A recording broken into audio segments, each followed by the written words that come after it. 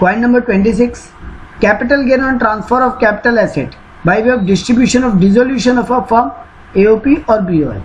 बोलना ये चाहता है कि जब फर्म एओपी और बीओआई का डिसोल्यूशन होगा तो जो उनके पार्टनर या मेंबर हैं उनको जो कैपिटल एसेट मिलेगा उसके बारे में ये टॉपिक बात करते हैं।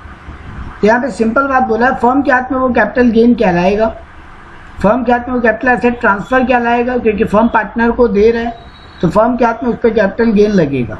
बट किस वैल्यू पे और पीरियड ऑफ होल्डिंग के बारे में समझना। तो वैल्यू क्या होगा, जब फर्म एओपी बीओआई पार्टनर को एसेट ट्रांसफर कर रहा है तो जो उस एसेट का मार्केट वैल्यू है, market value will be fair market value will be treated as full value of consideration. तो फर्म अगर पार्टनर को ट्रांसफर कर रही है तो उसका market value full value of consideration ही उसका माना जाएगा और फर्म के हाथ में वही टैक्सेबल होगा एज ए कैपिटल गेन। लेकिन पार्टनर के हाथ में उसका वैल्यू क्या होगा, जिस वैल्यू पे फर्म पार्टनर को ट्रांसफर की है। लेट से फर्म के हाथ में 20 लाख का एक लैंड है, फर्म उसको 25 लाख, उसका मार्केट वैल्यू 25 लाख है। फर्म उसको पार्टनर को 25 लाख में अगर देता तब तो कोई दिक्कत ही नहीं था, लेकिन फर्म उसको पार्टनर को 20 लाख में दे रहा है तो फर्म के हाथ में कैपिटल गेन लगेगा उसके फेयर मार्केट वैल्यू पे यानी 25 लाख पे। लेकिन पार्टनर के बुक में कॉस्ट ऑफ एक्विजिशन बनेगा 20 लाख। तो जब फिर बाद में कभी उसको पार्टनर बेचेगा तो उसको 20 लाख की कॉस्ट ऑफ एक्विजिशन यूज करने मिलेगा। और दूसरा काम का इसमें बात है, अगर वो एसेट डिप्रिशिएबल एसेट है तो फर्म के हाथ में ऑलवेज जो गेन आएगा वो शॉर्ट टर्म कैपिटल गेन या शॉर्ट टर्म कैपिटल लॉस होगा। और अगर नॉन डिप्रिशिएबल एसेट है तो depending upon the period of holding देखना पड़ेगा शॉर्ट टर्म की लॉन्ग टर्म। तो देखो यहाँ पे सेकंड पॉइंट में वही बोला है कि पार्टनर के हाथ में जो कॉस्ट ऑफ एक्विजिशन कहलाएगा वो क्या होगा, जिस वैल्यू पे ट्रांसफर हुआ है यानी 20 लाख। नेक्स्ट टॉपिक है distribution of stock in trade. अगर स्टॉक इन ट्रेड फर्म से पार्टनर को जा रहा है, फर्म से पार्टनर को जा रहा है at the time of dissolution और other than at the time of dissolution. तो अगर at the time of dissolution है, वैसे भी एक बात समझो, स्टॉक इन ट्रेड जो फर्म के हाथ से पार्टनर को जा रहा है तो उस पर वैसे भी कैपिटल गेन नहीं लगेगा, क्योंकि स्टॉक इन ट्रेड पे कैपिटल गेन नहीं लगता। तो फर्म के हाथ में मार्केट प्राइस पे उसका बिजनेस इनकम माना जाएगा वो। मतलब फर्म अगर स्टॉक इन ट्रेड पार्टनर को देता है at the time of dissolution तो फर्म के हाथ में वो मार्केट प्राइस पे उस पर बिजनेस इनकम लगेगा, स्टॉक बिजनेस की तरह बेच रहे हैं वैसे माना जाएगा। लेकिन अगर अदर देन डिसोल्यूशन जा रहा है, जब फर्म डिसॉल्व नहीं हो तो उस पर सुप्रीम कोर्ट का वर्डिक्ट है शक्ति ट्रेडिंग कंपनी वर्सेस सीआईटी के केस में कि अगर ये अदर देन डिसोल्यूशन है तब फिर अगर नो डिसकंटिन्यूएशन ऑफ बिजनेस, मतलब बिजनेस बंद नहीं हो रहा है, तब फिर बिजनेस के हाथ में कैपिटल गेन नहीं होगा, होगा बिजनेस इनकम है। लेकिन किस वैल्यू पे, क्लोजिंग स्टॉक का कॉस्ट और market price whichever is lower firm के हाथ में टैक्सेबल होगा। तो अगर at the time of dissolution है तो मार्केट प्राइस पे बिजनेस इनकम कहलाएगा फर्म के हाथ में, और अगर at the time of dissolution है, other than at the time of dissolution है तो फर्म के हाथ में कॉस्ट और market price whichever is lower उसका बिजनेस इनकम कहलाएगा। Next very very important topic पे आते हैं, capital gain on transfer by way of compulsory acquisition. अगर कोई एसेट कंपलसरी एक्वायर किया जा रहा है, कौन सा asset, urban agro land. Rural agro land तो वैसे भी टैक्सेबल नहीं है, वो तो कैपिटल एसेट ही नहीं है। तो अर्बन एग्रो लैंड अगर फर्म के हाथ में टैक्सेबल होता है, अर्बन एग्रो लैंड सिर्फ फर्म, यहाँ पार्टनरशिप फर्म का बात नहीं हो रहा, नॉर्मल का बात हो रहा है। अगर एक अर्बन एग्रो लैंड है और वो गवर्नमेंट कंपलसरी एक्वायर कर रहा है, compulsory acquired under new law and compensation fix by central government और आरबीआई, तो उसको ट्रांसफर माना जाएगा और उस पर कैपिटल गेन लगेगा। यहाँ पे टैक्सेशन होगा, इसका मैं यहाँ पे टैक्सेशन माफ नहीं है। तो कितना वैल्यू इनिशियल कंपनसेशन जो मिलेगा, जो मान लो गवर्नमेंट ने आपको जमीन का 20 लाख तय किया तो वो इनिशियल कंपनसेशन है, विल बी सेल कंसिडरेशन। तुम्हारे हाथ में वही सेल कंसिडरेशन होगा, उस पर कैपिटल गेन कैलकुलेट करो, तुम्हारा कॉस्ट ऑफ एक्विजिशन माइनस करो, कॉस्ट ऑफ इंप्रूवमेंट माइनस करो, उस पर कैपिटल गेन लगा दो। शॉर्ट टर्म लॉन्ग टर्म देखना पड़ेगा तुम्हारे हाथ में पीरियड ऑफ होल्डिंग क्या है। लेकिन पंगा एक और है यहाँ पे, कभी कभी क्या होता है, जो कंपनसेशन गवर्नमेंट ने डिसाइड किया है, आरबीआई ने डिसाइड किया है, एसएससी उसको नहीं मानता। एसएससी बोलता है ये बहुत कम कंपनसेशन, हमको और मिलना चाहिए, तो वो कोर्ट केस करता है और फिर हो सकता है उसको कंपनसेशन और मिले, मतलब एनहांस कंपनसेशन भी मिले। वो कब टैक्सेबल होगा? तो कैपिटल गेन, पहला बात तो इनिशियल एक्विजिशन, इनिशियल कंपनसेशन कब टैक्सेबल होगा? इनिशियल कंपनसेशन तब टैक्सेबल होगा जिस ईयर में तुम्हारा कैपिटल एसेट गवर्नमेंट ने कंपल्सरी एक्वायर किए। Initial compulsory taxable to sale contribution of the asset capital gain compulsory acquired, उस ईयर में जिस ईयर तुम्हारे हाथ में गवर्नमेंट ने कंपल्सरी एक्वायर किया। लेकिन एनहांस कंपनसेशन का क्या बोला गया? जिस दिन कोर्ट का वो फाइनल ऑर्डर आएगा, कोर्ट या ट्राइब्यूनल का जो फाइनल ऑर्डर आएगा। ऑब्वियस बात है, अगर मैंने केस लड़ा और 3 साल बाद मेरे हाथ में कोर्ट ने मेरे फेवर में आंसर दिया, तो फिर वो जिस ईयर में कोर्ट ने डिसीजन दिया वो टैक्सेबल होगा। लेकिन इसमें एक पॉइंट है, दोनों ही पॉइंट में, मान लो 20 लाख गवर्नमेंट ने तय किया, बट मेरे को अभी 5 ही लाख मिला, बाकी 15 लाख नेक्स्ट प्रीवियस ईयर में मिलेगा। गवर्नमेंट ने पूरा पैसा एक बार में दिया नहीं है, तो जब फर्स्ट कॉम्पनसेशन मिलेगा, first installment of the compensation taxable उसी ईयर में हो जाएगा। तो देखो एक बार इसको पढ़ते हैं। बोला when capital asset other than urban agro land, sorry other than urban agro land बोलना था, मेरा गलती हुआ। अर्बन लैंड भी अर्बन एग्रो लैंड भी तो एग्जम्प्टेड है सेक्शन 10 वाला में, अर्बन एग्रो लैंड भी एग्जम्प्टेड है सेक्शन 10 वाले में, मेरा एक बहुत बड़ा गलती हुआ। रूरल एग्रो लैंड तो कैपिटल एसेट ही नहीं है। अर्बन एग्रो लैंड भी अगर गवर्नमेंट कंपल्सरी एक्वायर कर रहा है तो वो भी टैक्सेबल नहीं है अंडर सेक्शन 10। तो कोई और कैपिटल एसेट यानी अदर देन एग्रो लैंड का बात होगा फिर, क्योंकि rural agro land urban agro land दोनों ही एग्जम्प्टेड हो गया। एक कैपिटल एसेट नहीं है और एक टैक्सेबल नहीं है अंडर सेक्शन 10। तो यहाँ पे बोला अगर रूरल कोई other than urban agro land है और उसको गवर्नमेंट कंपल्सरी एक्वायर कर रही है या उसका कॉम्पनसेशन गवर्नमेंट फिक्स कर रहा है, तो उसको ट्रांसफर इन प्रीवियस ईयर ट्रांसफर मानेंगे इन विच लैंड वॉट कंपल्सरी एक्वायर्ड, और इंडेक्सेशन भी उस पर मिलेगा आपको।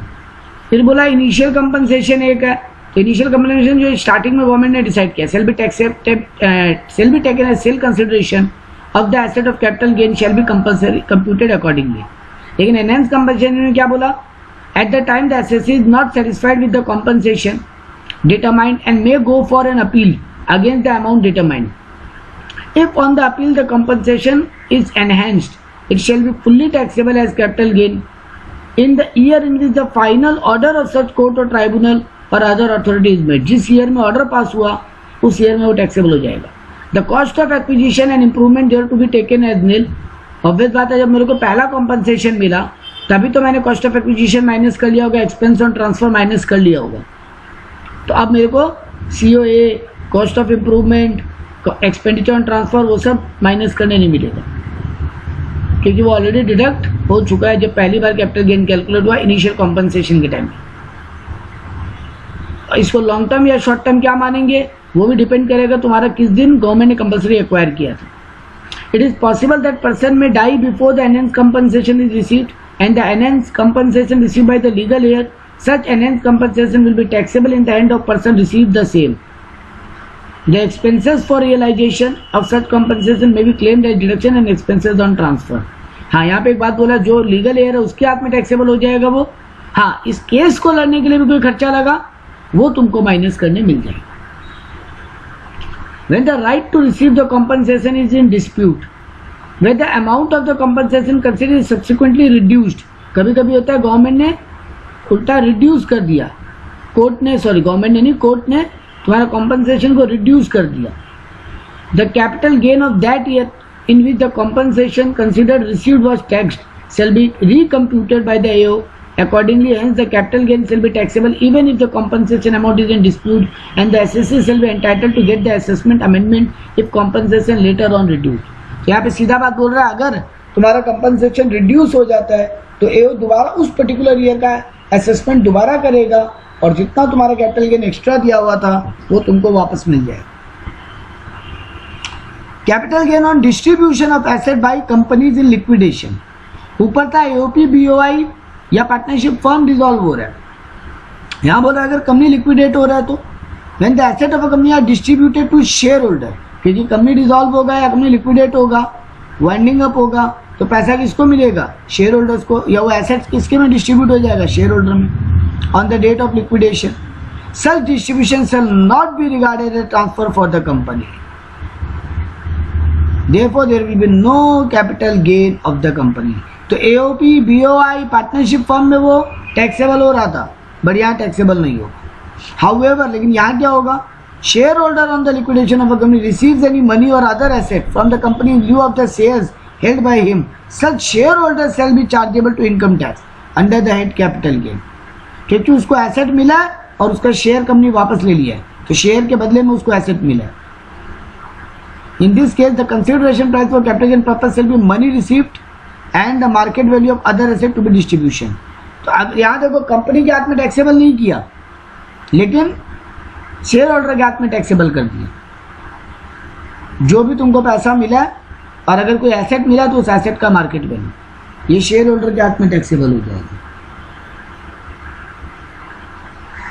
इन determining whether the capital gain in the above case is short term और लॉन्ग टर्म, तो वही देखना पड़ेगा तुम्हारे हाथ में. The period subsequent to the date on which the company goes into liquidation shall not be considered. Company जिस दिन एसेट खरीदा, कंपनी जिस दिन लिक्विडेट हुआ, वो पीरियड लॉन्ग टर्म है, तो ये एसेट शेयर होल्डर के हाथ में भी लॉन्ग टर्म, वरना शेयर होल्डर के हाथ में भी short term.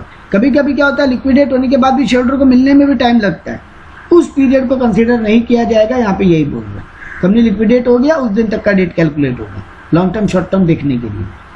Capital gain on purchase by A company of its own shares. Company जब बाई बैक करता है उसके बारे में बात हो रहा है.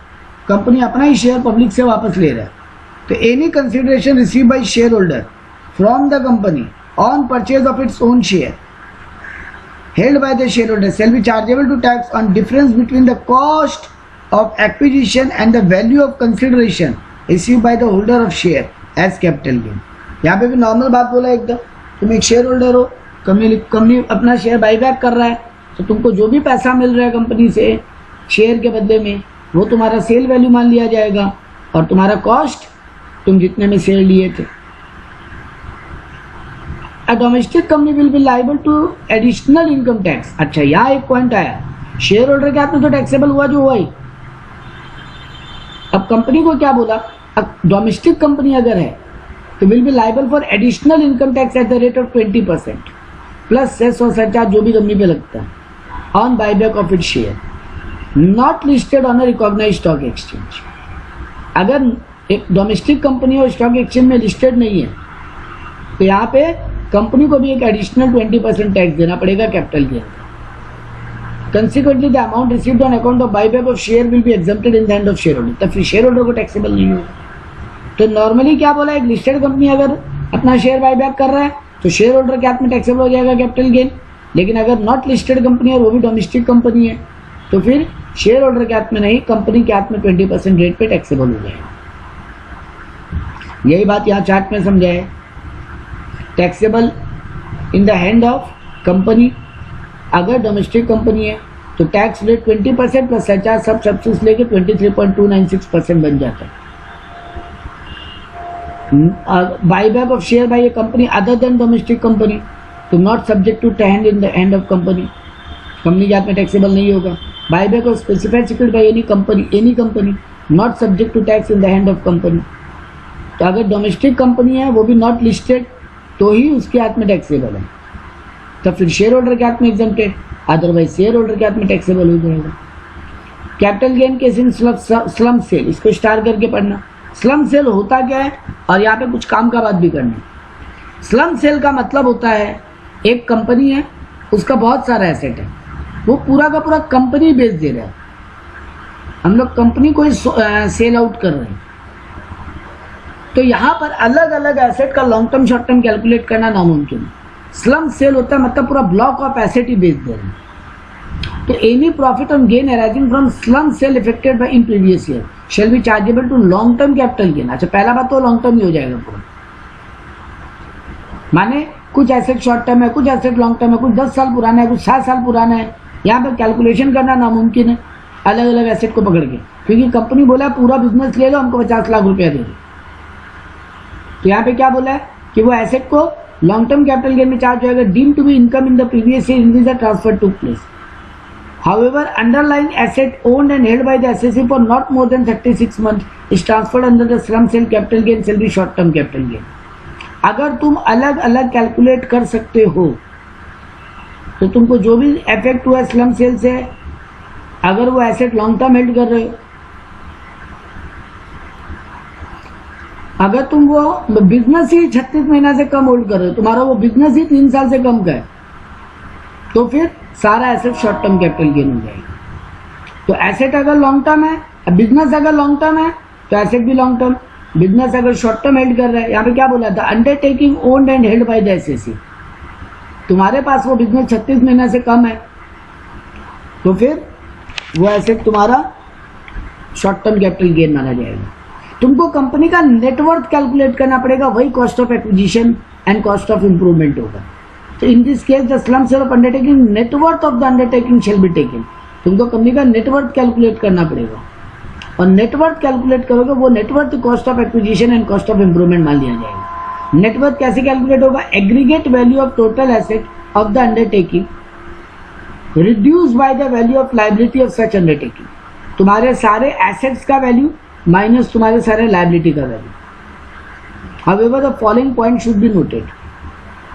यहाँ पे सिंपल बात बोला, तुम्हारे सारे एसेट का वैल्यू माइनस तुम्हारे reduce by the value of liability minus तुम्हारे सारे लायबिलिटी का वैल्यू. लेकिन कुछ बातों को ध्यान पे रखना पड़ेगा. अच्छा, ये बुक वैल्यू का बात कर रहा है, मार्केट वैल्यू का नहीं. Any change in the value of asset on account of revaluation of asset shall be ignored. तो तुम रीवैल्यूएशन को इग्नोर करोगे इस नेटवर्थ को निकालते हुए.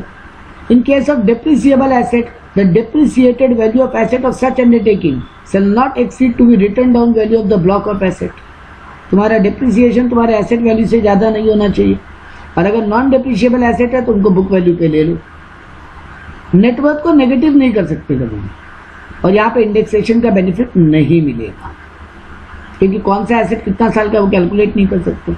Every assessee in case of slump sale shell furnish along with the return. तुमको return के साथ एक चार्टर्ड अकाउंटेंट का फॉर्म 3CEA का एक फॉर्मेट देना पड़ेगा, यानी चार्टर्ड अकाउंटेंट उस नेटवर्थ को कैलकुलेट करके उसको साइन करके देगा. तो आप एक सम में समझोगे तो बेटर समझ में आएगा. बोला जनता Janardan limited engage in manufacturing of chemical and paper. उसका इक्विटी शेयर कैपिटल है 6000 इन 1000 बोला है, यानी 60 लाख का. रिवैल्यूएशन रिजर्व है 600 लाख का. टोटल लायबिलिटी साइड है 6600. उसका एसेट में बोला है केमिकल डिवीजन पेपर डिवीजन मिला के टोटल एसेट का भी वैल्यू बताया, और यहाँ पे क्रेडिटर भी बताया, debtor and other current plant machinery land and building. Revaluation reserve was created by making upward revision of the land belonging to the paper division. Revaluation reserve जो बना है ऊपर में वो पेपर डिवीजन का है. उसको तुम लैंड को रिवैल्यू किए थे तो लैंड का वैल्यू मार्केट में बढ़ गया था, इसलिए उसको अपवर्ड रिवैल्यू किए थे, upward. The company want to transfer paper division on April 1, 2023. Company पूरा एसेट नहीं बेचना चाह रहा, केमिकल डिवीजन नहीं बेचना चाह रहा, कंपनी केवल पेपर डिवीजन बेचना चाह रहा है by way of slump sale. मतलब पेपर वाला बिजनेस बेच दे रहे हैं for a consideration of 58 lakh, जिसमें ट्रांसफर एक्सपेंस भी लगा 28,000. By taking into consideration the following additional information find out the amount of capital gain. Transferor agreement does not specify value of individual asset liability. Obvious बात है, अगर individual asset liability का value होता तो फिर slump sale का बात ही क्यों. Rate of depreciation on plant and machinery is 15%. The depreciate value of block, आज के डेट में जिस दिन वो ब्लॉक का डेप्रिशिएबल वैल्यू है 20 लाख का for income tax purpose. The depreciation value depreciated value of block से मतलब ब्लॉक वैल्यू डेप्रिसिएशन माइनस करने के बाद. Apart from transferring the plant and machinery of paper division the company sale plant Q of 11 lakh on September 1, 2023. तो chemical division का भी एक plant है क्यू, उसको भी बेच दिया. Plant Q belong to chemical division, देखो बोले थे. तो पेपर डिवीजन पूरा बेच दिया और केमिकल डिवीजन का भी प्लांट है वो भी 11 लाख में बेच दिया. Plant and machinery of paper division was purchase in May 2019 for 30 lakh. ये सारे एसेट कब लिए थे पेपर डिवीजन का? मई 2019 में, और बेच कब रहे हैं बिजनेस को? अप्रैल 2023. तो मई 20, मई 21, मई 22, 3 साल क्रॉस हो गया, मतलब पेपर डिवीजन लॉन्ग टर्म है. The division started commission production June 2019 में इसका काम चालू हो गया था. No other asset of paper division purchase between May 19 to 2023. कोई और एसेट खरीदे भी नहीं इस दौरान. तो यहाँ पे बोला है जनता Janardan limited transfer paper division for slump sale consideration, transfer satisfy all condition, मान ले रहे हैं सारा कंडीशन सेटिस्फाइड है ट्रांसफर का। Paper division was setup in 2019 and it transferred on 1 अप्रैल 2023। तो capital gain will be long term capital gain, ये हमको पता है, हमने सोच ही लिए थे। सेल कंसिडरेशन 58 लाख है। The cost of acquisition of net worth of the paper division पहले कैलकुलेट करते हैं। तो मेरे को बोला depreciable value of block of asset of chemical and paper division मेरा 20 लाख का, उसमें से प्लांट क्यों बिक गया 11 लाख का, मेरे पास बैलेंस है 9 लाख का।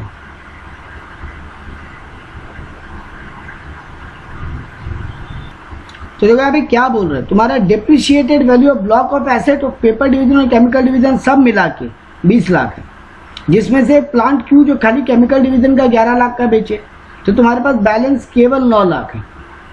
अब तुम डेप्रिसिएबल वैल्यू निकालो खाली पेपर डिवीजन का। तो देखो यहाँ पे पेपर डिवीजन का तुम्हारा एसेट 1 अप्रैल 2019 को ये बिजनेस था, 1 अप्रैल 2019 के बाद ये बिजनेस खरीदे हो पेपर डिवीजन वाला। यहाँ पे क्वेश्चन में बोला था ये बात, 1 अप्रैल 2019 के बाद 1 मई से लिए थे, तो तुम्हारा 1 अप्रैल 2019 को पेपर डिवीजन में ओपनिंग वैल्यू मिल रहा होगा एसेट का, उस बिजनेस के खरीदे थे 30 लाख में। यहाँ बोला है ये देखो 30 लाख में 1 अप्रैल 2019 में पेपर डिवीजन को खरीदे थे तुम 30 लाख में। तो पहला साल 19-20 उसका डिप्रिसिएशन 15% के हिसाब से 4.5 लाख, तो 1 अप्रैल 20 को वैल्यू बचा 25,50,000। फिर उसका डिप्रिसिएशन 20-21 का 25,50,000 का 15% 3,82,500, तो तुम्हारा वैल्यू बचा 21,61,500। फिर उसका डिप्रिसिएशन 21-22 का 21,67,500 का 15% 3,25,125। फिर डिप्रिसिएबल वैल्यू बचा 18,42,375। फिर उसका 22-23 का डिप्रिसिएशन, तो तुम्हारे पास बुक वैल्यू है 15,66,019। लेकिन ऊपर एक रूल था कि तुम्हारा जो ब्लॉक वैल्यू है उससे ज़्यादा का तुम क्लेम नहीं कर सकते, तुम्हारा ब्लॉक वैल्यू 9 लाख ही है। तो तुम्हारा पेपर डिवीजन का डिप्रिसिएशन के बाद वैल्यू आ रहा है 15,66,019, लेकिन दोनों डिवीजन मिला के तुम्हारा 9 लाख का ही ब्लॉक वैल्यू है, तो तुम 9 लाख का ही क्लेम कर पाओगे। तो अब देखो पेपर डिवीजन का लैंड वैंड लेके भी कितना वैल्यू था मेरा,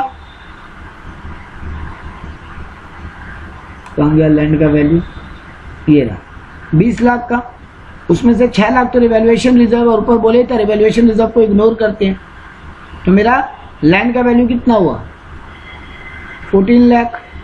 मशीन वैल्यू का 9 लाख, क्योंकि डिप्रिसिएशन माइनस करके हम 15,66,019 या 9 लाख पीछे कोई लोअर ले सकते हैं हम। तो और डेटा रहे 11 लाख, ये रहा डेटा रहे 11 लाख, माइनस करेंगे क्रेडिटर 8 लाख का, माइनस किया क्रेडिटर 8 लाख का, तो तुम्हारा 26 लाख का नेटवर्थ आ रहा है पेपर डिवीजन का। अब 58 लाख में नेटवर्क बिजनेस को बेचे हो, जिसका कॉस्ट ऑफ एक्विजिशन 26 लाख आ रहा है, एक्सपेंसेस ऑन ट्रांसफर 28,000, तो तुम्हारा लॉन्ग टर्म कैपिटल गेन आ रहा है 3172। ये सम्स को दोबारा देखना तब समझ में आएगा। अगला टॉपिक है transfer of security in demat format. हम एक बेनिफिशियल ओनर है, मेरा डीमेट अकाउंट है, डीमेट में शेयर है, तो for computing capital gain chargeable to the cost of acquisition and period of holding of any security shall be determined on the basis of first in first out. ये बहुत काम का topic है, आखिरी बड़ा टॉपिक में से एक है, इसके बाद 2-3 छोटे टॉपिक और चैप्टर खत्म है।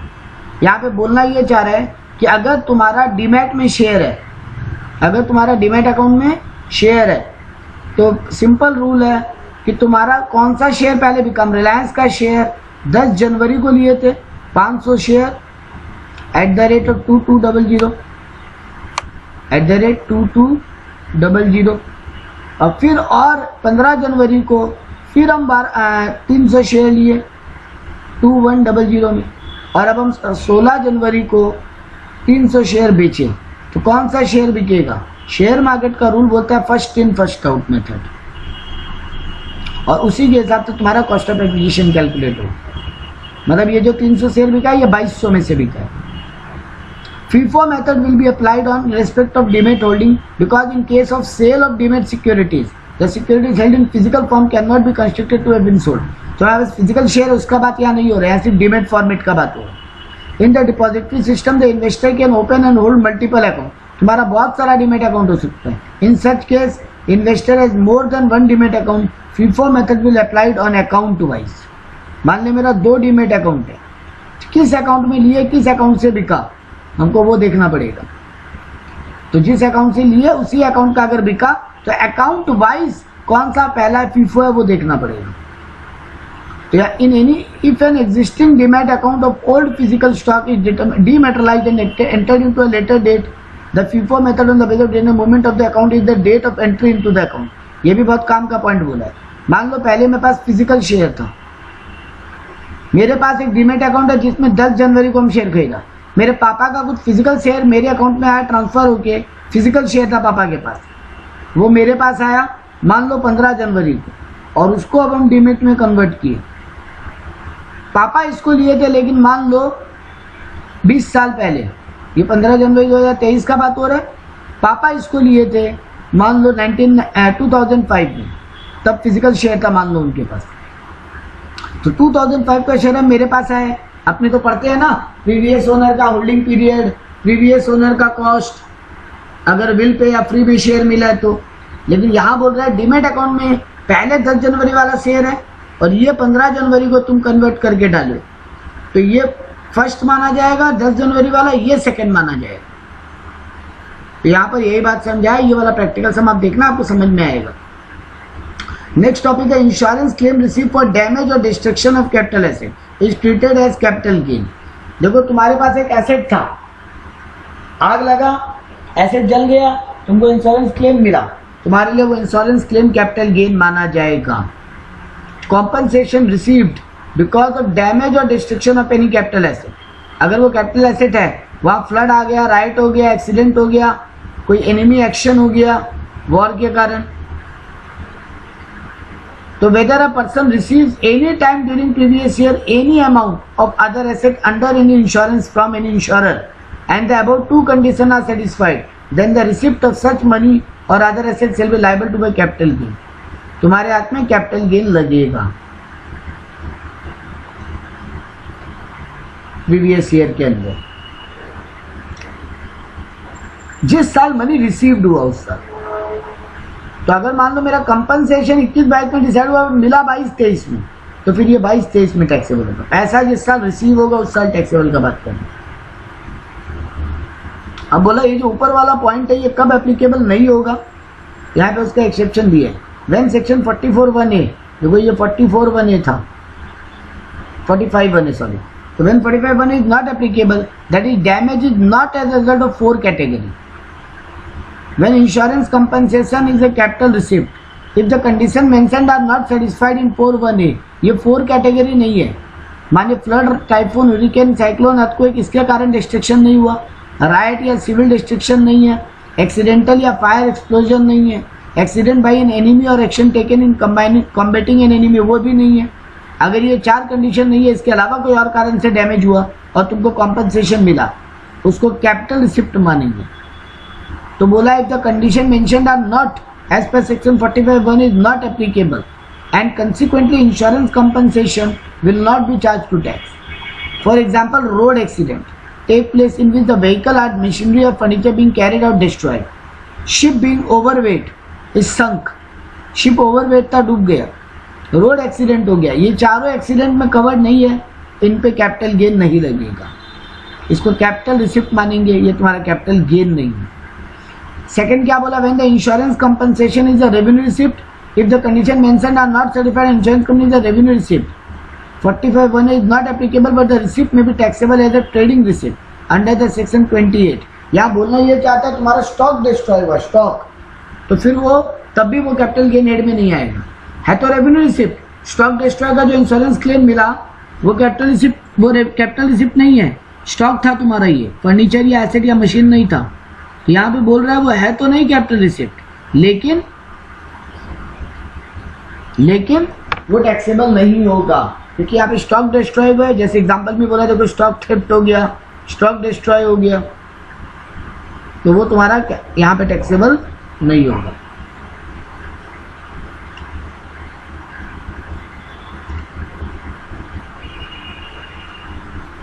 इसके अलावा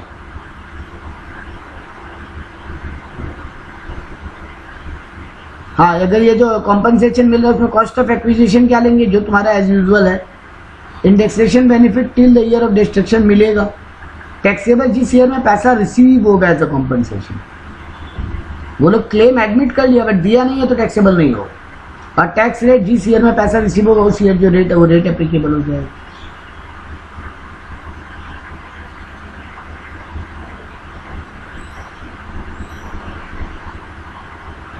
यहाँ पे एक छोटा सा नोट दिया है कि अगर कोई मशीनरी डैमेज होता है और पैसा उतना ही मिला जितना रिपेयरिंग और रिनोवेट हुआ तो फिर वो क्लेम नहीं है। लेकिन अगर तुमको इतना कॉम्पनसेशन मिला जो तुम्हारे रिपेयरिंग के खर्चे या रिनोवेशन के खर्चे से ज्यादा है तो फिर वो कैपिटल रिसीप्ट टैक्सेबल हो जाएगा। तो उसको कैपिटल रिसीप्ट मानेंगे,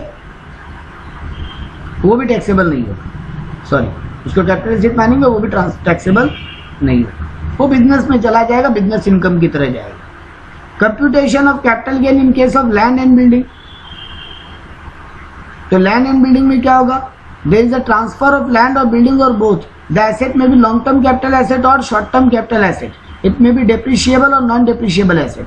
तो sale consideration is less than the value adopted by stamp duty authority, however it shall not be applied if the difference is up to 10% और 50,000 व्हिचएवर इज हायर। बोलना क्या चाहता है, सुनना थोड़ा काम का टॉपिक है। यहाँ पे बोल रहा है कभी कभी क्या होता है कि तुम्हारा कोई लैंड एंड बिल्डिंग तुम बेचे, अब लैंड एंड बिल्डिंग का स्टैम्प ड्यूटी वैल्यू होता है, मतलब स्टैम्प ड्यूटी अथॉरिटी के हिसाब से यानी म्यूनसिपैलिटी के हिसाब से एक वैल्यू है उसका। लेट से उस लैंड एंड बिल्डिंग का वैल्यू म्यूनसिपैलिटी के हिसाब से 70 लाख है, हम उसको 65 लाख में बेचे, तो कितना वैल्यू को सेल कंसिडरेशन माना जाएगा। ये जो स्टैम्प ड्यूटी वैल्यू तुम्हारे सेल वैल्यू में गैप है, जो अगर वो 10% का गैप है या फिर और 50,000, whichever is higher, तो यहाँ पे 65 लाख का 10% कितना होगा, 6.5 लाख। सेल कंसिडरेशन का 10% बोला है तो 6.5 लाख, तो ये 70 लाख और 65 लाख में गैप 6.5 लाख से कम का है, पहला कंडीशन मीट। तो 6.5 लाख और 50,000 whichever is higher का अगर गैप आ रहा है तब तक तो ठीक है। अगर उससे ज्यादा का गैप आ रहा है तो जो इतना स्टैम्प ड्यूटी डिपार्टमेंट वैल्यू बता रहे हैं तुम्हारे लिए हम वही सेल वैल्यू मान लेंगे। मान लो यहाँ पे यहाँ पे तो यहीं पे टैक्सेबल हो जाएगा क्योंकि 6.5 लाख 50,000 whichever is higher, तो यहाँ पे 6.5 लाख हायर हो गया तो यहाँ बच जाओगे। लेकिन अगर मान लो यही जमीन हम 60 लाख में बेचा होता, 60 लाख का 10% 6 लाख, जबकि स्टैम्प ड्यूटी बता रहा है उसका वैल्यू 70 लाख, तो हिसाब से गैप 6 लाख से ज्यादा गए तो फिर भैया जो स्टैम्प ड्यूटी बता रहा है वही वैल्यू तुम्हारे लिए टैक्सेबल हो जाएगी। तुम इतना लंबा गैप नहीं रख सकते। डिपार्टमेंट बता रहा है ये वैल्यू 70 लाख में बिकना चाहिए था लैंड, तुम बेच रहे हो 60 लाख में, डिपार्टमेंट को लग रहा है तुम अंदर ही अंदर फ्रॉड कर रहे हो, तो फिर स्टैम्प ड्यूटी वैल्यू को ही सेल कंसिडरेशन मान लेंगे। लेकिन अगर जो तुम्हारा सेल वैल्यू है वो 10% से कम का गैप पे है, डिपार्टमेंट बोलेगा ठीक है चलो कोई बात नहीं, तुम जितने में बेचो उसी को वैल्यू मान लेंगे। यहाँ और वैसे कुछ पढ़ने को नहीं है। अगर अदर देन कोटेड शेयर हमारे शेयर मार्केट का रजिस्टर्ड शेयर नहीं है तो उनका फुल वैल्यू ऑफ कंसिडरेशन क्या लेंगे, where the consideration received of acquiring and result of transfer of any SEC of a capital asset being share of a company other than quoted share, माने share market में listed नहीं है, is less than the fair market value of such share determined in such manner as may be prescribed। तो फिर department तुमको manner बताएगा, unlisted share का value तुम्हारा सेल कंसिडरेशन कितना मानिए उसका डिपार्टमेंट तुमको मैनर बताएगा, उसी मैनर में तुमको कैलकुलेट करना पड़ेगा और वही मैनर में जो फिगर आएगा वही तुम्हारे लिए फुल वैल्यू ऑफ कंसिडरेशन हो जाएगा। अगला टॉपिक काम का है employ stock option plan, eShop.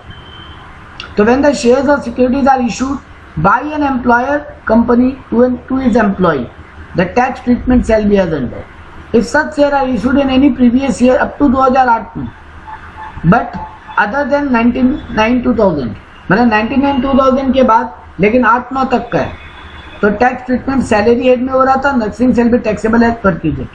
Salary में वहां पे टैक्सेबल नहीं था तब। अब अब तुम उस tax treatment under the head capital gain when such asset are sold by the employ. तो देखो तुमको शॉप मिला, कंपनी तुमको शेयर दिया, कंपनी के हाथ में कोई टैक्सेबल नहीं है क्योंकि कंपनी अपने एम्प्लॉय को शेयर दे रहा है, वहां पे कैपिटल गेन का स्टोरी नहीं है। लेकिन वही शेयर जब तुम बेचोगे, वही शेयर जब तुम सोल्ड कर रहे हो तो क्या होगा? सेल कंसिडरेशन लेंगे एज यूजुअल जितना में हम बेचा। मेरा कंपनी शॉप में शेयर दिया, अब हम उसको बेच रहे हैं, इतना ही समझो। उस पर कैपिटल गेन का बात करें, सैलरी वैलेरी वाला बात यहाँ पे इग्नोर मार सकते हो। यहाँ पे सीधा बात है, कंपनी के हाथ में कैपिटल गेन नहीं लगेगा क्योंकि वो तुमको एज ए सैलरी मिला। लेकिन तुम जब बेचोगे तब तो कैपिटल गेन लगेगा, तुम शेयर बेच रहे हो तो बेचे तो जिस रेट पे वही रेट ले लेंगे एज यूजुअल। अगर उसका लिस्टेड मार्केट में है तो फिर जितना भी उसका फेयर मार्केट वैल्यू है आज के दिन बेचते वक्त, और अगर नॉट कोटेड या अनलिस्टेड है तो फिर जिस मैनर में डिपार्टमेंट उसको कैलकुलेट करने बोलेगी। तो अगर वो एम्प्लॉय बेच रहा है तो सेल वैल्यू तो ठीक है, प्रॉब्लम है कॉस्ट ऑफ एक्विजिशन को लेकर। क्या बोला? If shares are allotted before 1/4/2007 actual cost of acquisition माने price at which such share are issued to the employ. तुम ईशॉप तो तुमको फ्री में नहीं मिल रहा है ना, तुमसे कंपनी चार्ज लिया है, तो जिस दाम में तुमको दिया है वो दाम तुम्हारा कॉस्ट ऑफ एक्विजिशन हो जाएगा। If shares are allotted on 1/4/2007 but before 1/4/2009 the value of such share on the date on which the option vested, तुमको जिस दिन वो ऑप्शन मिला that is value which you have taken by the computing value of fringe benefit. जिस दिन तुमको वो option मिला उस दिन का मार्केट वैल्यू। तो देखो अगर 1/4/2007 के पहले मिला तो जितना हमें कंपनी तुमको दिया वही तुम्हारा कॉस्ट ऑफ एक्विजिशन होगा। लेकिन अगर 1/4/2007 के बाद और 1/4/2009 के बीच में मिला तो तुम्हारे लिए value of such share on the date, जिस दिन तुमको वो ऑप्शन मिला उस दिन जो वैल्यू है वही तुम्हारे लिए कॉस्ट ऑफ एक्विजिशन है। अगर तुमको वो शेयर ईशॉप में नहीं मिला, गिफ्ट में मिला कंपनी की तरफ से गिफ्ट, तो सेल कंसिडरेशन तुम्हारा मार्केट वैल्यू जिस दिन तुम बेचे।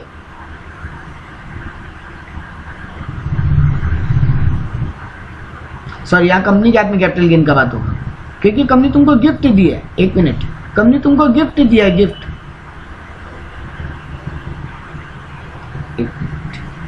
ओ सॉरी, यहां बोलना चाह रहे बेचा नहीं, वो एम्प्लॉय उन शेयर को किसी को गिफ्ट कर दिया। सॉरी, ऊपर एम्प्लॉय भेज दिया तब क्या हुआ? अब अगर वो एम्प्लॉय जो कंपनी से उसको शेयर मिला इस शॉप में उसको बेचा नहीं, वो अपनी वाइफ या घर वालों में से किसी को गिफ्ट कर दिया तो सेल फिर भी कैपिटल गेन लगेगा। सेल कंसिडरेशन किस दिन का? जिस दिन तुम गिफ्ट कर रहे हो उस दिन का मार्केट वैल्यू। और कॉस्ट ऑफ एक्विजिशन ऊपर वाला ही बात। अगर 1/4/2007 के पहले मिला हुआ शॉप तो कॉस्ट ऑफ एक्विजिशन जितना तुमसे कंपनी लिया, और अगर 1/4/2007 से 2009 के बीच का है तो जिस दिन तुम्हारे हाथ में वो ऑप्शन आया वो तुम्हारा कॉस्ट ऑफ एक्विजिशन हो गया। लेकिन ये आफ्टर 1/4/2009 पूरा स्टोरी बदल गया। तब क्या बोला? सैलरी एड में भी टैक्सेबल होगा। 1/4/2009 के बाद अगर ईशॉप मिला है तो 1/4/2009 के पहले ईशॉप मिला था तो वो सैलरी एड में भी टैक्सेबल नहीं था। लेकिन अगर 1/4/2009 के बाद मिला तो वो सैलरी एड में भी टैक्सेबल होगा। Difference between fair market value of the share और जितना में तुमको कंपनी ऑप्शन दिया वो तुम्हारे सैलरी एड में भी टैक्सेबल होगा। जब बेचोगे तब sale consideration as usual, cost of acquisition, fair market value of the date on which the exercise the option. अगर बेटा सीधा बात है, अगर तुम्हारे हाथ में सैलरी हेड में फेयर मार्केट वैल्यू टैक्सेबल हो गया है तो फिर यहाँ पर फेयर मार्केट वैल्यू को ही कॉस्ट माना जाएगा।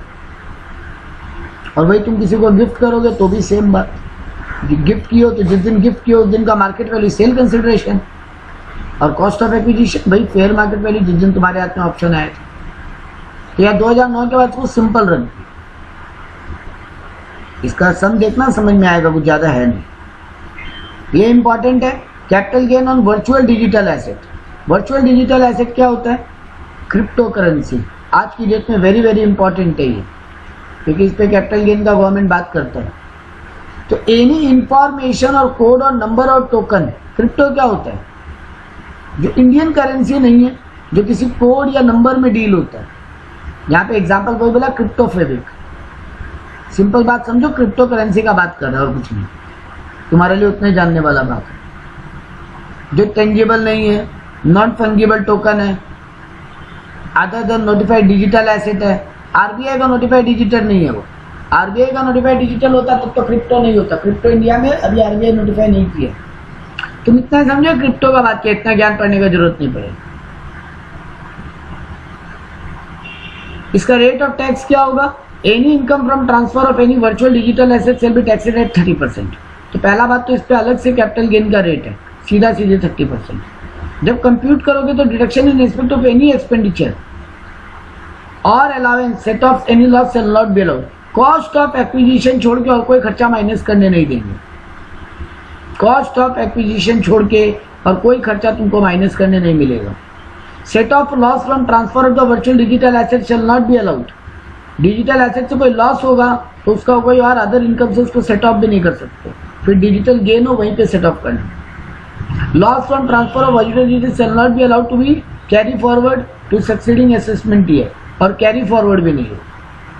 मतलब इसमें कैरी फॉरवर्ड भी नहीं है, दूसरे गेन से एडजस्ट भी नहीं कर सकते, और खाली कॉस्ट ऑफ एक्विजिशन माइनस करने देगा, और 30% फ्लैट टैक्स है, और इंडेक्सेशन भी नहीं मिलेगा। अगर तुम लॉन्ग टर्म भी होल्ड करते हो तो इंडेक्स बेनिफिट नहीं मिलेगा।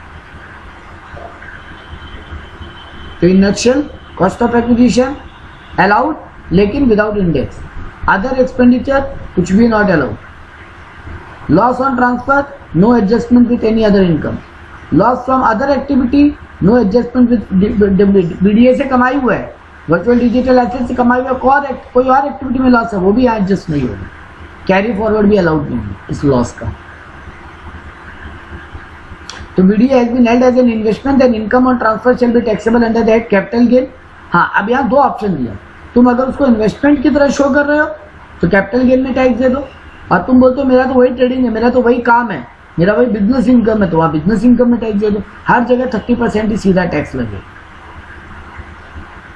और इसको तुमको अलग से एसेट में शो भी करना पड़ेगा। अब आ जाओ लास्ट टॉपिक पे, exemptions available in computation of capital gain. Capital gain से इनकम हुआ, लेकिन हमको लग रहा है सर हम कैपिटल गेन पे टैक्स नहीं देना चाहते, कोई रास्ता बताइए ना। है रास्ता, तुम उस कैपिटल गेन को कहीं इन्वेस्ट कर दो जहां गवर्नमेंट बताए। उसके अलावा चैप्टर 6 है यानी 80s वाला कोई डिडक्शन इस पे अवेलेबल नहीं होगा। तो इसका सेक्शन 54 है अपना ही, वहां पे तुमको एग्जाम्पशन है। पहला ही सेक्शन नंबर ही 54 है। तो मतलब कोई भी इंडिविजुअली एच, कोई भी रेसिडेंशियल हाउस बेच के कोई इनकम कमाया under the income from house property, जो कि हाउस प्रॉपर्टी में टैक्सेबल है, वैसा कोई घर अगर बेचा, जो कि लॉन्ग टर्म कैपिटल एसेट होना चाहिए, शॉर्ट टर्म है तो उसका कोई छूट नहीं है। शॉर्ट टर्म कैपिटल गेन अगर कमाओगे फुल टैक्स दे देना। लॉन्ग टर्म कैपिटल एसेट अगर है और उसको इन्वेस्ट कर देते हो तुम कोई और एक दोबारा रेसिडेंशियल घर खरीदने में या बनाने में, तो तुमको गवर्नमेंट बोला हम तुमको actual amount invested in the new asset subject to maximum of 10 crore whichever is less, तुमको उतना एग्जम्पशन दे देंगे। तो जितना इन्वेस्ट किए मैक्सिमम ऑफ 10 करोड़ उतना तुमको छूट दे देंगे। लेकिन यहाँ एक कंडीशन लगा दिया, वो घर अगले 3 साल तक फिर बेच नहीं पाओगे। जो नया घर खरीदोगे वो 3 साल तक फिर बेच नहीं सकते। अच्छा सर, ये नया घर कितना दिन में लेना पड़ेगा? मतलब एक रेसिडेंशियल हाउस देख के रेसिडेंशियल हाउस खरीद लिया, तो गवर्नमेंट बोला या तो जिस दिन बेचो उसके अगले 2 साल के अंदर खरीद लो या 3 साल के अंदर बना लो, या तो 2 साल के अंदर खरीद लो या 3 साल के अंदर, सॉरी 1 साल के अंदर बना लो, 1 साल के अंदर खरीद लो या 2 साल के अंदर बना लो। तो आज हम घर बेचा, उसके नेक्स्ट विदिन 1 ईयर नया घर खरीद ले या नेक्स्ट विदिन 2 ईयर नया घर बना ले, तो भी गवर्नमेंट हमको बोला जाओ कैपिटल गेन मत दो अभी। अच्छा, एक कंडीशन और, सर मेरा थोड़ा दिन पहले ये घर लिया हुआ है, अब हम ये वाला फ्लैट बेच रहे हैं। तो गवर्नमेंट बोला ठीक है, जिस दिन ये बेच रहे हो उसके अगर पिछले 1 साल में भी कोई घर लियो तो जाओ, उस पर भी वो भी हम मान लेंगे। हाँ, लेकिन एक कंडीशन हो, तुम्हारे पास 2 घर से ज्यादा घर नहीं होना चाहिए। तुम्हारे पास 3-4 घर है तो ये डिडक्शन तुमको नहीं। तो ये कहानी सेक्शन 54 भी बोला, कोई भी इंडिविजुअल अगर ट्रांसफर कर रहा है कोई agriculture land, excluding compulsory acquisition, compulsory acquisition छोड़ के बात कर रहे हैं, कोई भी एग्रीकल्चर लैंड अगर तुम बेचते हैं और उसको पिछले 2 साल से उसको एग्रीकल्चर पर्पस के लिए तुम या तुम्हारे पेरेंट यूज किए और उस पैसे से अगले 2 साल में कोई नया एग्रीकल्चर लैंड खरीद लेते हो, तो जितना अमाउंट तुम इन्वेस्ट किए हो या जितना तुमको कैपिटल गेन हुआ, व्हिचएवर इज लेस, माफ कर देंगे। तो एक एग्रो लैंड बेचे, नया एग्रो लैंड खरीदे। और यहाँ टैक्स का बहुत बड़ा लूप होल है। अगर एक एग्रो लैंड तुम बेचते हो अर्बन का और वो कंपल्सरी एक्विजिशन नहीं है तो उस पर कैपिटल गेन है, तो अगर उस पर कैपिटल गेन है तो एक काम करो, उस पैसे से गांव में अर्बन लैंड खरीदो, फिर उसको बेच देना। और गांव वाला एग्रो, रूरल एग्रो लैंड पे दोबारा वैसे भी टैक्सेबल नहीं। तो यहाँ पे बोला अगर तुम एक एग्रो लैंड बेचते हो और उसके अगले 2 साल के अंदर एक नया एग्रो लैंड खरीद लेते हो, तो उस एग्रो लैंड पे जो तुम नया एग्रो लैंड खरीदो, पिछला एग्रो लैंड जो बेचे उस पर कैपिटल गेन पे टैक्स नहीं देंगे। लेकिन जो नया वाला एग्रो लैंड खरीदो उसको 2 साल तक बेच नहीं सकते। नेक्स्ट बोला 54D, अगर तुम कोई इंडस्ट्रियल अंडरटेकिंग चलाते हो, तुम इंडस्ट्री चलाते हो और कोई तुम्हारा कंपल्सरी एक्विजिशन हुआ है, माने मेरा एक फैक्ट्री था गुलागढ़ एरिया में, गवर्नमेंट बोला वो फैक्ट्री वाला जमीन हमको चाहिए, वहां से हाईवे बनेगा, गवर्नमेंट कंपल्सरी एक्विजिशन की है, क्या चीज, मेरे इंडस्ट्रीज को। The property compulsory acquired should be land and building, यहाँ लैंड और बिल्डिंग का बात हो रहा है, और मशीनरी फर्नीचर का बात नहीं हो रहा। तो गवर्नमेंट मेरा कोई बिजनेस का मतलब इंडस्ट्री का लैंड एंड बिल्डिंग को कंपल्सरी एक्वायर किया, जिसको हम लास्ट 2 साल से वहां पे इंडस्ट्री चला रहा था, उस पर बिजनेस कर रहा था, तो उस पर अब गवर्नमेंट तुमको अच्छा खासा पैसा दिया, मेरा कैपिटल गेन हो गया बहुत सारा। गवर्नमेंट बोला कोई बात नहीं, तो एक और इंडस्ट्री खोल लो within a period of 3 year from the date of compulsory acquisition. वहां कोई लैंड एंड बिल्डिंग ले लो, लैंड एंड बिल्डिंग ले लो या बना लो, तुमको जाओ कैपिटल गेन पे टैक्स नहीं लगेगा। जितना कैपिटल गेन कमाए हो, जितना इन्वेस्टमेंट किया, व्हिचएवर इज लेस, तुमको छूट मिल जाएगी। यहाँ पे कैपिटल गेन और इन्वेस्टमेंट का मतलब क्या हो रहा है, कैपिटल गेन हुआ 2 लाख, बट नया वाला जमीन में हम 1.5 लाख लगाया, नया वाला लैंड एंड बिल्डिंग में, तो भैया 50,000 पे टैक्स लगेगा। लेकिन नया वाला लैंड एंड बिल्डिंग में हम 6 लाख लगाया, तो 2 ही लाख में यहाँ पे कैपिटल गेन हुआ, 2 लाख पूरा माफ हो जाएगा। नेक्स्ट बोला 54EC, अगर कोई भी एसएससी, देखो एक बात समझना, 54B में किसको बोला, इंडिविजुअल एचयूएफ, 54 में, 54B में भी इंडिविजुअल एचयूएफ, 54D में कोई भी इंडस्ट्री, एनी एसएससी, 54EC में भी any SSC. Asset transfer should B long term capital asset, कोई भी लॉन्ग टर्म कैपिटल एसेट बेचे हैं, चाहे वो लैंड एंड बिल्डिंग है या बोथ है, कोई लैंड या बिल्डिंग हम बेच रहे हैं, ट्रांसफर कर रहे हैं, न यहाँ पे कंपल्सरी एक्विजिशन का बात हो रहा है, न यहाँ पे एग्रो लैंड का बात हो रहा है, ऐसे नॉर्मल लैंड ना रेसिडेंशियल घर का बात हो रहा है। नॉर्मल कोई भी लैंड एंड बिल्डिंग हम लॉन्ग टर्म कैपिटल एसेट है मेरा, उसको हम बेच रहे हैं, और उसके अगले 6 महीने में गवर्नमेंट का बताया हुआ कुछ एक NHAI का, REC का, PPFC का, IRFC का कोई बॉन्ड खरीद लेता है, सेंट्रल गवर्नमेंट का बताया हुआ इनमें से कोई बॉन्ड हम खरीद लेते हैं, वो भी 5 साल वाला बॉन्ड, मतलब फिर 5 साल तक वो बेच नहीं पाएगा हम बॉन्ड को, मिनिमम 5 साल वाला इन्वेस्टमेंट बॉन्ड हम खरीद लेते हैं अगले 6 महीने के अंदर। कोई भी लैंड एंड बिल्डिंग हम बेचा या दोनों बेचा और अगले 6 महीने में गवर्नमेंट का इनमें से बताया हुआ कोई बॉन्ड खरीद लिया जो 5 साल का होल्डिंग करना पड़ता है, तो गवर्नमेंट क्या बोला, actual amount invested subject to maximum of 50 lakh, whether such investment is made in some financial year or next financial year, partly in some financial year और partly in next financial year, कोई फर्क नहीं पड़ता, सीधा बात बोल रहा है, तुम जितना अमाउंट इन्वेस्ट किया या 50 लाख, whichever is less, तुमको छूट मिल जाएगी। 54E बोलता है any SSC asset transfer should B long term capital asset, यहाँ पर capital gain must be invested in unit specified fund. कोई भी इंडिया का स्टार्टअप प्रोजेक्ट है, स्टार्टअप प्रोजेक्ट, हम कोई भी लॉन्ग टर्म कैपिटल एसेट बेचता है, कोई भी लॉन्ग टर्म कैपिटल एसेट बेचता है, और एनी एसएससी बोला है, कोई भी आदमी कोई भी लॉन्ग टर्म कैपिटल एसेट बेचता है और स्टार्टअप का जो यूनिट्स होता है वो खरीद लेता है, उसमें पैसा इन्वेस्ट कर देता है अगले 6 महीने के अंदर और उसको 3 साल तक बेचता नहीं है, तो फिर जितना अमाउंट तुम इन्वेस्ट किया या 50 lakh which ever is maximum, तुमको छूट मिल जाएगी। ये वाला सेक्शन बहुत इंपॉर्टेंट है 54 है। Asset transfer should B long term capital asset, घर को छोड़ के कोई भी लॉन्ग टर्म कैपिटल एसेट का बात करें और उसके अगले 1 साल के अंदर एक नया घर खरीद लेता है या 2 साल के अंदर नया घर कंस्ट्रक्टेड कर लेता है इंडिया में। कोई भी एसेट बेचा और ले रहा घर है यहाँ पे। पहला वाला सेक्शन में क्या था, घर बेचा घर लिया, रेसिडेंशियल घर बेचा रेसिडेंशियल घर लिया। यहाँ बोल रहा कोई भी एसेट बेचा, any long term capital asset जो कि घर नहीं है, घर को छोड़ के, क्योंकि घर तो सेक्शन 54 में दे ही दिया छूट, तो घर छोड़ के हम कोई और कैपिटल एसेट बेचा और उससे अगले 1 साल में घर खरीद लिया या 2 साल में घर बना लिया,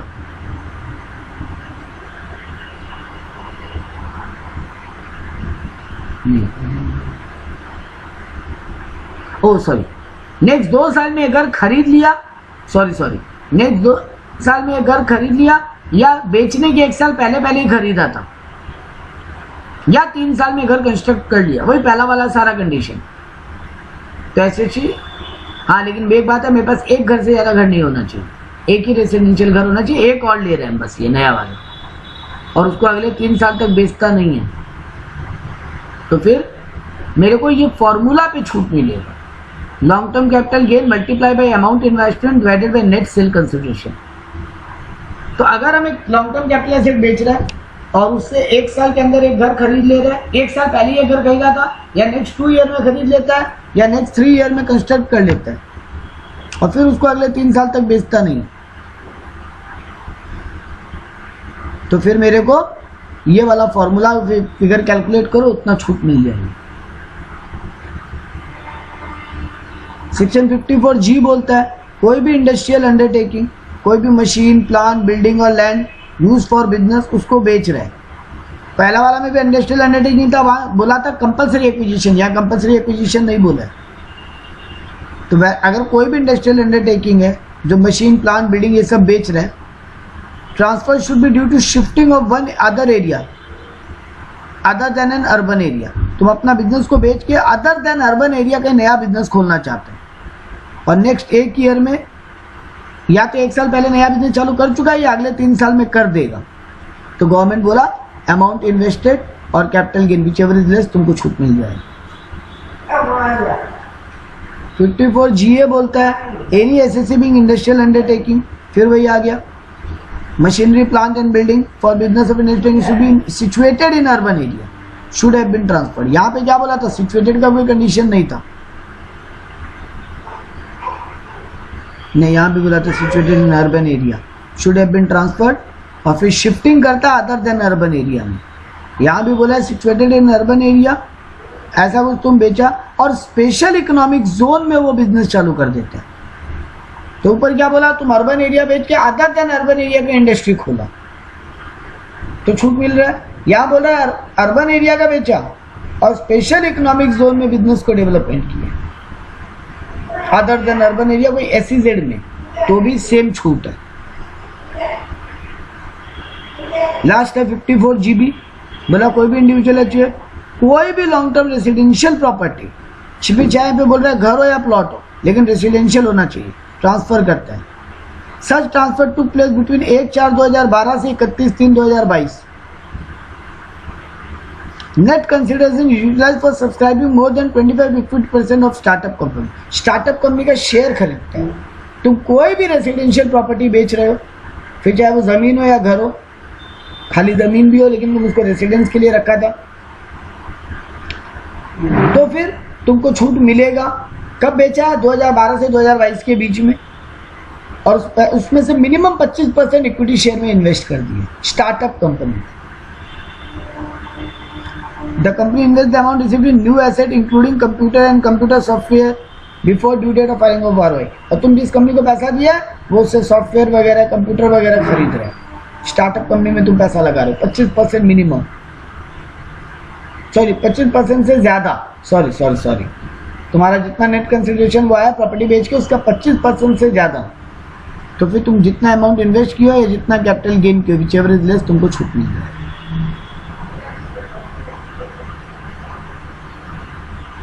यहाँ एक छोटा सा बात बोला, 2-3 छोटा बात है, टॉपिक खत्म है।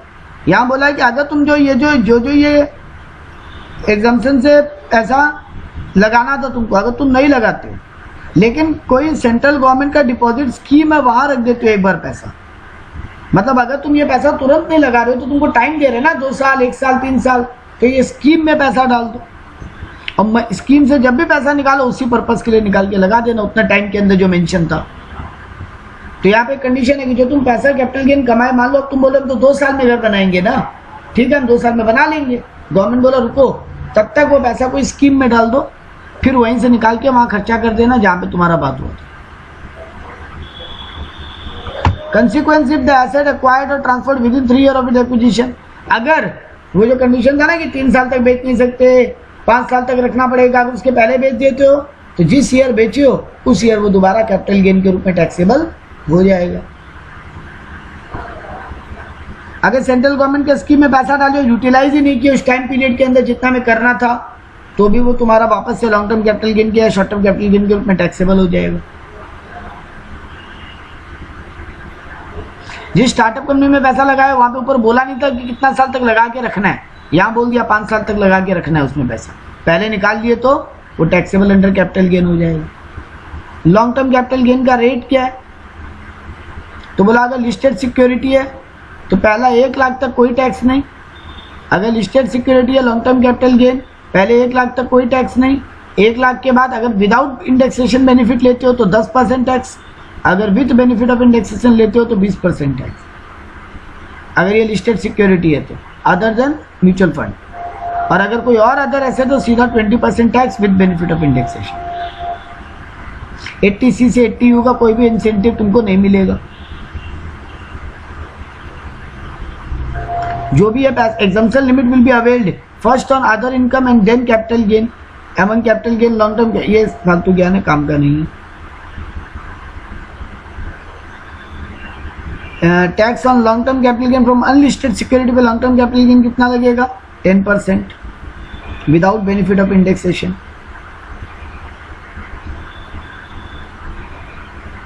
ये सब पार्ट कुछ पढ़ने को नहीं है, इतना काम का भी नहीं है।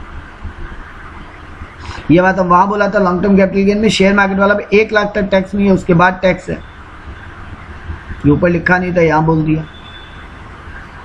फॉर्मेट तुमको पता ही है, कॉस्ट ऑफ एक्विजिशन माइनस कर देते हो एक्सपेंस ऑन ट्रांसफर, फिर कॉस्ट ऑफ एक्विजिशन माइनस करते हो, sale consideration minus expense on transfer तो आ गया नेट सेल कंसिडरेशन, फिर उसमें से कॉस्ट ऑफ एक्विजिशन और कॉस्ट ऑफ इंप्रूवमेंट माइनस करते हो, और अगर लॉन्ग टर्म है तो इंडेक्सेशन माइनस करते हो। अगर 1/4/2001 के पहले 1/4/2001 के पहले का प्रॉपर्टी है तो 1/4/2001 के पहले का जो इंडेक्सेशन पता नहीं है, 1/4/2001 का इंडेक्सेशन है 100, वही तुमको मिलेगा। और कॉस्ट क्या लेंगे, अगर मान लो मेरे पापा 98-99 में एक फ्लैट खरीदे थे 20 लाख का, 1/4/2001 में उसका वैल्यू है, फेयर मार्केट वैल्यू 1/4/2001 को 22 लाख, तो 1/4/2001 का वैल्यू या मेरा purchasing cost whichever is higher will be my cost of acquisition, और इंडेक्सेशन 1/4/2001 का ही लगेगा, ये तुमको पता है।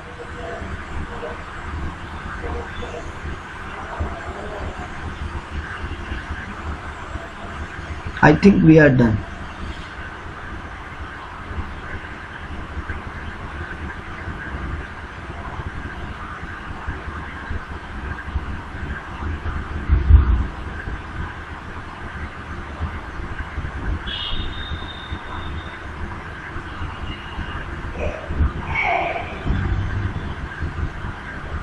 हाँ हो गया, तो we are done with the chapter. आप लोग इसका क्वेश्चन आंसर करोगे, कोई डाउट होगा तो मेरे से पूछ सकते।